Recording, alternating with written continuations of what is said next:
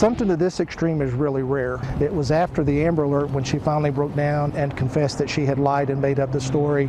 An emergency alert for a missing child stolen from her mother's arms ends with a wild goose chase. Authorities say that entire story was a lie. Good evening. I'm John Becker. Robin Wilhoit is off on this Friday evening. Police did issue an Amber Alert for a missing child that was canceled within hours and pulled back on the all-out search after they say the woman made up that story. Knoxville police say 26-year-old Crystal Franklin of Knoxville did call 911 and gave a false report about someone stealing her 10-week-old child.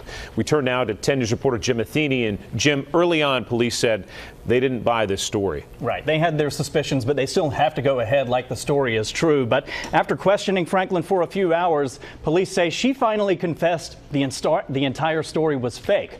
Now, that story, it began just before 11 o'clock this morning with a call to 911 from Harrison Street, just off Magnolia Avenue in East Knoxville.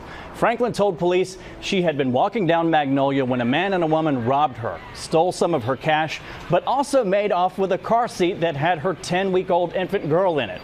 Now, she gave police this photograph, said that the child's name was Jaden, and there was some suspicion about her story, but TBI ultimately decided to err on the side of caution and go ahead and issue that Amber Alert.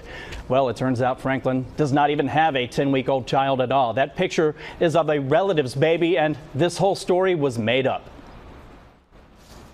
We hate that. The last thing you want to do is overuse an Amber Alert and use it in cases where, such as this. But, we had to do what we had to do to try to find that child until we were able to determine that there actually was not a child involved. Now, KPD says Franklin is currently in custody. They say she did have a personal motive for this fake report, but would not give any details or explain what that motive was.